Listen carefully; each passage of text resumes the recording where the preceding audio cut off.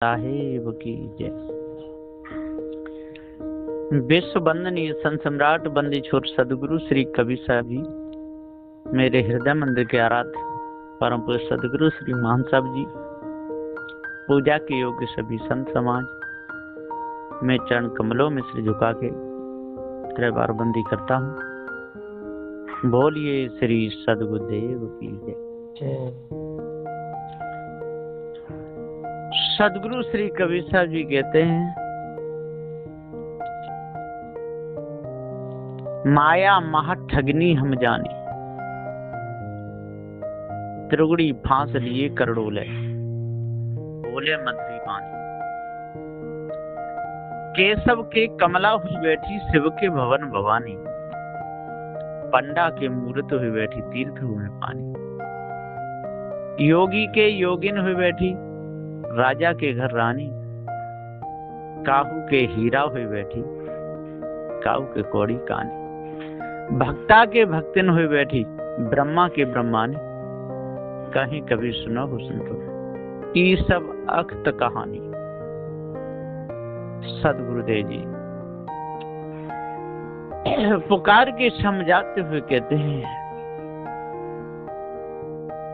माया महा ठगनी समझा। तो माया क्या है? माया महा ठगनी है। ये 59 नंबर का शब्द है।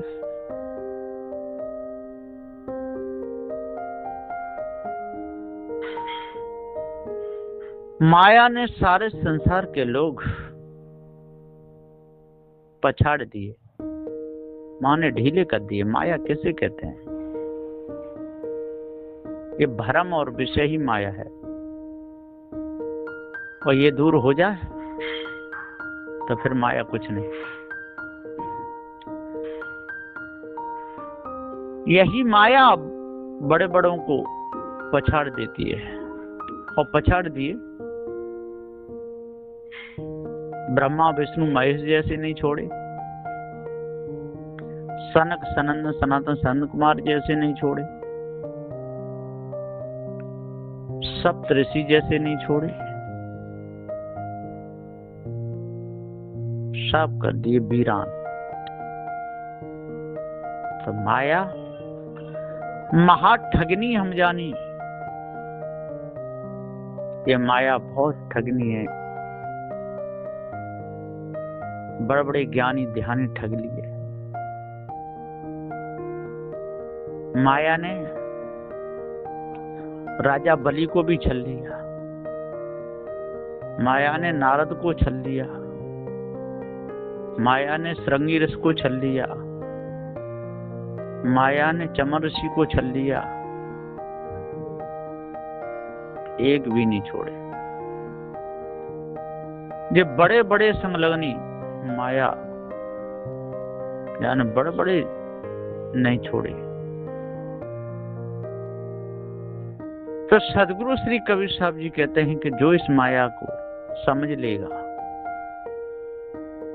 वो ही माया के चक्कर से बच पाएगा, और जो माया को समझ नहीं पाया वो माया के चक्कर में फंस जाएगा। ये माया जाल है। जितने भी ज्ञानी हुए ध्यानी हुए, इनको माया भी गुरबा लोगों ने फंसाया और माया के चक्कर में डाल दिया, विषय वासना में डाल दिया, भ्रम भूल कल्पना में डाल दिया, और सब के सब माया ने श्रृंगार कर करके और सब लुभा दिए, सब फंसा लिए। और जब समझ में आई माया, तब तक पूरा खेत उजड़ गया, कुछ भी नहीं रहा, फसल चौपट हो गई। जैसे किसी की बहुत अच्छी फसल हो और जंगली जानवर आ जाए रात में, पूरी सब फसल को बर्बाद कर देते हैं। इसी प्रकार से मनुष्य खाने में ये जीव आ गया, पार की सदगुरुदेव की शरण में भी आया, पूरा पारक बोध नहीं हो पाया, और तब तक माया भी गुरबा लोगों के चक्कर में फंस गया। तो ऐसे जीवन उजड़ जाता है जैसे किसान की फसल उजड़ जाती है। तो माया महा ठगनी हम जाने, त्रिगुड़ी फांस लिए कर डोले, बोले मधुरी वाणी। 3 प्रकार से माया फंसा लेती है, कभी रजोगुण के लोभ से, कभी तमोगुण से, कभी सतोगुण से। ये त्रिगुड़ी फांस है, काम, क्रोध और मोह। इसी में सारा संसार फंस जाता है। त्रिगुड़ी फांस लिए कर डोले और बोले मधुरी वाणी, और बहुत मधुरी वाणी बोलते हैं। हे भक्तों, हे सज्जनों, आपको हम ईश्वर के दर्शन करा देंगे, हम आपको परमात्मा से मिला देंगे, आपके अंदर इतनी शक्तियां आ जाएंगी कि आप दूसरों को अपने अपने पीछे डुला सकते हो, आपका चमत्कार दुनिया में छा जाएगा। इस प्रकार से ये मायावी गुरुवा लोग मोहनी जाल डालते हैं। जैसे स्त्री पुरुष को फंसाती है, हे पति देव, हे प्राणनाथ, आप ही हमारे हो, आपके बिना तो मैं पानी तक नहीं पीती, आपके बिना तो मैं भोजन तक नहीं पाती, जो कुछ हो सो आप ही हो। इस प्रकार से वो भूल जाता है, ओहो मेरी प्राण प्यारी, मेरी प्रिय, मेरे से कितना प्रेम करती है। इसी में सारा संसार भूल जाता है। तो माया महाठगनी हम जाते। त्रिगुड़ी फांस लिए कर डोले, बोले मधुरी वाणी। ये त्रिगुड़ी फांस है और मधुरी वाणी बोलती है। रजोगुण से तन को सजा के फंसा देती है और तमोगुण से काल अग्नि ज्वालामुखी बन के सताती है, और सतोगुण से मीठे बोल बोल करके, सुंदर भोजन बना करके, सुंदर श्रृंगार करके, सुंदर पेय पदार्थ बना करके ये माया फंसा लेती है। और बड़े बड़े ज्ञानी, बड़े बड़े ध्यानी फंसा दिए। तो माया महाठगनी हम जानी, त्रिगुड़ी फांस लिए के डोले, बोले मधुरी वाणी। केशव के कमला हुई बैठी, एक लोग कमला होकर बैठी, विष्णु के कमला, विष्णु भी नहीं छोड़े, वासना ने कमला बन के भी बैठी और दूसरों के साथ में भी विष्णु बिगड़ गए, बिंदा के साथ भी बिगड़ गए। लोग तो कुछ का कुछ कहते हैं कि लीला दिखाई कि ये क्या वो क्या, ये तो सब बेकार की बात है। तो केशव के कमला हुई बैठी, शिव के भवन भवानी, और शिव शंकर के भवन में भवानी बन के बैठी। मां ने श्रृंगार करके बैठी, उनके लिए पत्नी बन करके बैठी और पूरा जीवन उनका उजाड़ दिया। तो केशव के कमला हुई बैठी, शिव के भवन भवानी, और पंडा के मूर्ति हुई बैठी, तीर्थों में पानी। और जितने जे पंडे पुजारी हैं उनके यहाँ देख लो, पंडा की मूर्ति हुई बैठी। वो भी मायावी बने, दूसरों को फंसाते रहे, मूर्ति पुजवाते रहे, स्वयं पूजते रहे, विषय में फंसे रहे, दूसरों को फंसाते रहे, धोखे में आते रहे, दूसरों को डालते रहे, और चेतन पूजा को भूल गए, जड़मानंदी में फंस के अपने जीवन को बिगाड़ते रहे। पंडा की मूर्ति हुई बैठी और तीर्थों में पानी, तीर्थों में लोगों ने देखो इसे पानी में फंसा दिए। देखो इससे गंगा नहाने से, यमुना नहाने से इससे पाप कट जाएंगे, ये हो जाएगा। उस पानी को लोग भर भर के रखने लगे, भरम के पानी को हृदय में उतारने लगे, गंगा के पानी को लाला के घर में रखने लगे। गंगा जी में जा करके नहाने धोने लगे, इससे पाप कट जाएंगे। तो तीर्थ में पानी बन के बैठ गई, केशव की कमला हुई बैठी, शिव के भवन भवानी, और पंडा की मूर्ति हुई बैठी तीर्थ में पानी। योगी के योगिन हुई बैठी, और योगी के घर में माने हृदय में योगिन बन के बैठे। ये माया, भरम, भूल, कल्पना, धोखा, योगी के योगिन हुई बैठी। बड़े बड़े योगी भी परेशान कर दिए। योगी के योगिन हुई बैठी और राजा के घर रानी, और राजा के घर में सुंदर रानी बन के बैठ गई। बाकी हृदय में बस गई, पार ज्ञान हुआ नहीं, धोखे में जीवन चला गया। काऊ के हीरा हुई बैठी और काऊ के कौड़ी कानी, और काऊ के माया हीरा बन के बैठ गई। ओहो, बहुत लक्ष्मी चंद बन गया। उस अहंकार में फूला नहीं समाता, अपने समान किसी को नहीं समझता, और किसी के कौड़ी कानी मानी गरीब है, बेचारा तड़प रहा है। ओह, हमारे कुछ ये भी माया है। माया में बड़बड़े, जा माया ने सब जग खाया, बच नहीं कोई पाए। साहिब कबीर कोई संत पारखी, माया ने पकड़ नहीं पाए।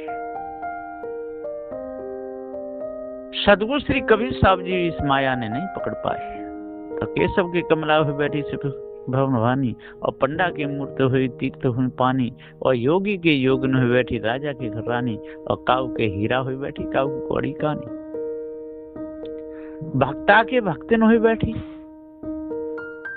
और भक्ता के घट में, और ये भक्तिन हो के माया बैठी। तो कोई है, मैं उसकी भक्ति करूंगा, मेरे ऊपर कोई ईश ब्रह्म आत्म परमात्मा है, वही आत्मा में व्यापक है, उस आत्मा से अलग कुछ भी नहीं है, मैं भी जीव आत्मा हूं। ऐसी कल्पना इन लोगों ने कर डाली। सदगुरुदेव कहते हैं आत्मा नाम की कोई चीज नहीं, ब्रह्म नाम की कोई चीज नहीं, ये भूल है और भारी भूल है। इस भूल को लोग मिटाते नहीं। तो भक्ता के भक्त में बैठी राजा की घर रानी, और काऊ के हीरा हुई बैठी काऊ की कौड़ी कानी। भक्ता के भक्त में बैठी राजा के, ये सारे के सारे भूल गए।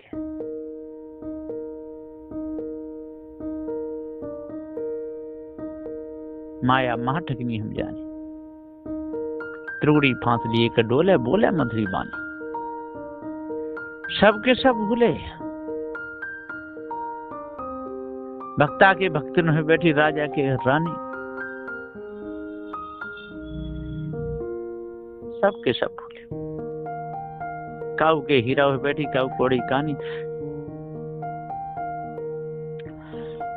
कहां बचे लोग, नहीं बच पाए,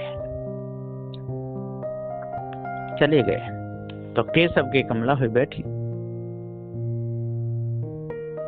शिव के भवन भवानी, और पंडा की मूर्ति हुई बैठी तीर्थ में पानी। योगी के योगिन हुई बैठी राजा के घर रानी, और काऊ के हीरा हुई बैठी काऊ की कौड़ी कानी। भक्ता के भक्तन हुई बैठी ब्रह्मा के ब्रह्मानी, और कहीं कभी सुनो संतो इस वक्त कहानी।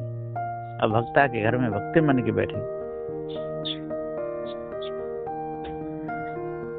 ये सब के सब धोखे में चले गए, और राजा के घर में रानी। कहीं कभी सुनो संतो ये सब अक्त कहानी, जिस सब अक्त कहानी है, जिसके लिए भक्ति लोग कर रहे हैं, जिसको प्राप्त करना चाहते हैं, जिसमें मिलना चाहते हैं, वो भक्ति इनके लिए गले की फांसी बन गई। भक्त तो एक भी है ही नहीं, कोई भक्त है ही नहीं। भक्ति किसे कहते हैं जाने नहीं, चेतन भक्ति को तो जाने नहीं। जड़ भक्ति में लगे तो उसमें जान है नहीं, जनैया चेतन जीव है नहीं। धोखा ही धोखा है। और जिस इस ब्रह्म परमात्मा को माने, वो मन की मानंदी झूठी। इन मनुष्यों के हृदय से ही ये मानंदी उठी, ये भूल उठी और इसी भूल में ये सारे के सारे चले गए, बच नहीं पाए। माया इनके लिए गले का फांसी बन गई। तो कहीं कभी सुनो हो संतो, ये सब अक्त कहानी जो 7 स्वर्गों की कल्पना की, ये सब अक्त कहानी है। फिर 7 स्वर्गों में इन्होंने देवता बताए, अलग अलग स्वर्गों के अलग अलग देवता बताए, ये सब वक्त कहानी। और जीव जाकर के वहां पर सुख और दुख भोगेगा। सुख दुख देने वाला कोई वहां बैठा हुआ है, लिखने वाला लिखिया मुंशी बैठे हुए हैं, चित्रगुप्त पटवारी बैठे हुए हैं, वही लेखा जोखा रखते हैं। जब जीव वहां जाता है तो युवराज को वही खाता दिखाई देते हैं, उनके अनुसार उनको दंड मिलता है। ये कल्पना सब मनुष्य के हृदय की है, ये भूल है। कोई ऊपर खुदा बता रहा है, तो कोई ऊपर भगवान बता रहा है, तो कोई ऊपर चंद्रमुख शिला बता रहा है, कोई ऊपर निराधार लोग बता रहा है, कोई 14 तबक बता रहा है। ये सारे के सारे भूले। कहीं कभी सुनो हो संतो, ये सब अक्त कहानी। कोई भूत चुड़ैलों के गुण गा रहा है, फलाना मर गया, भूत हो गया, उसका थान खेत में बनवा दिया। रात में पानी लगाने जाता है तो खेत पे डोलते हैं वो भूत। किसान इस मेड़ पे रहता है तो वो भूत, उसका बाप मर गया, भूत बन गया, वो उस मेड़ पे डोलता है। ऐसी कल्पना करके सबको भुला रहे हैं। ये सब अक्त कहानी। हाँ, भय तो होता है, डर लग जाता है ना। ब्रह्मांड की मशीन में कुछ गड़बड़ी हो जाती है तो कुछ का कुछ दिखने लगता है, रोग भी हो जाते हैं, ये तो बात ठीक है। लेकिन बाहर ऐसा कोई भूत बन जाता हो, कोई दिखता हो, या कोई पास आता हो, कोई जिंद मरी मसान हो, या बहुत दूर तक उठा के ले जाए, गंगा नवा के ले आवे। लोग कहते हैं कि 2 से 250 कोस गंगा जी थी और एक महात्मा सिद्ध रोज गंगा नहाता था 4 बजे। ये बिल्कुल झूठी बात। फिर वो पकड़ गया, थोड़ी देर दूर बालू का ढेर था, उस बालू में वो पैर धो करके पानी में बालू में डूल के आ जाता था। लोग कहते कहां से गंगा नहा गए। ये सब झूठी बात, बहुत बारी झूठी धोखा। इस धोखे में सारा संसार है। फिर कोई इतनी जल्दी कैसे आ जाते हो गंगा नहाने? कि जिंद है, जिंद की हमने उपासना साधना की थी और जिंद ले जाता है और तुरंत 15-10 मिनट में डुबकी लगाए गंगा में रख जाता है। ये सब झूठ कल्पना। कहीं कभी सुनो संतो, ये सब अक्त कहानी, ये सारी अखत कहानी है कि हनुमान जी पर्वत को उठाए लाए। बिल्कुल झूठी कहानी।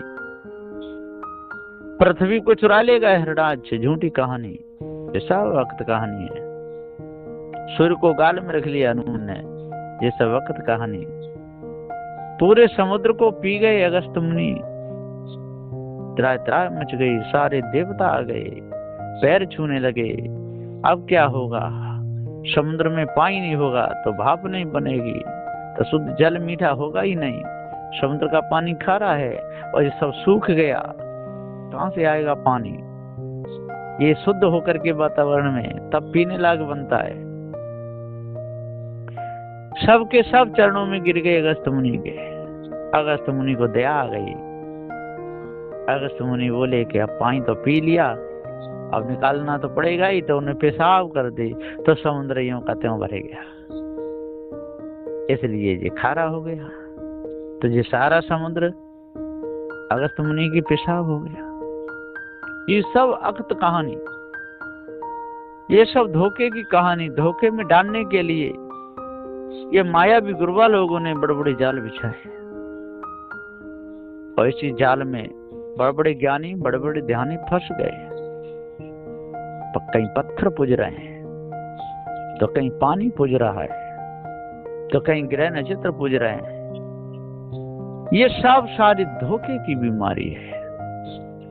कहीं ईश्वर की माला फेर रहे हैं लोग, कहीं मस्जिद में नमाज पढ़ रहे हैं, कहीं व्यापक आत्मा कह रहे हैं, कहीं एक देशी आत्मा को कहने लगे। सदगुरु श्री कबीर साहब जी कहते हैं, ना आत्मा एक देशी ना सर्वदेशी, ये सब भ्रम है। एक देशी तो चेतन जीव है, ये अजर अमर अखंड नित्य स्वयं स्वरूप अविनाशी है, इसके ऊपर कोई दूसरा है ही नहीं। इसलिए इस मिथ्या भ्रम को, धोखे को अपने अंदर से निकालो।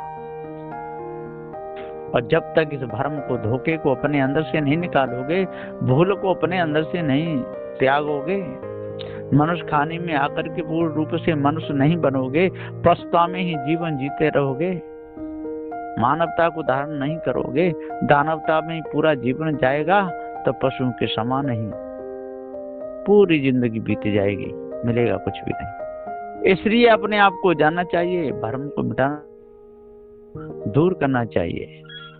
ये 59 नंबर का जो शब्द था, इसका भाव बताया सदगुरु श्री कबीर साहब के पारक सिद्धांत के अनुसार, और उन्हीं का ये शब्द है सदगुरु श्री कबीर साहब जी का। इसका और भी भाव अच्छी तरह समझने के लिए, पूर्ण निर्णय जानने के लिए सदग्रंथ त्रिजा को पढ़ना चाहिए, और विस्तार से जानने के लिए सदग्रंथ भाष्य को, जो सदगुरु श्री राम स्वरूप साहब जी ने टीका किया है, उसको पढ़ना चाहिए। सभी प्रकार की काल मांद से निकल जाएगी, भ्रम मिट जाएगा। और इन्होंने सदगुरु श्री कबीर साहब के टीका का जो अनर्थ किया है, जो टीका ही बिगाड़ दिया, जो ब्रह्म ज्ञान से, आत्म ज्ञान से जोड़ दिया, उससे न किसी का भ्रम दूर हुआ है और न होगा। बोलिए श्री सदगुरुदेव की जय।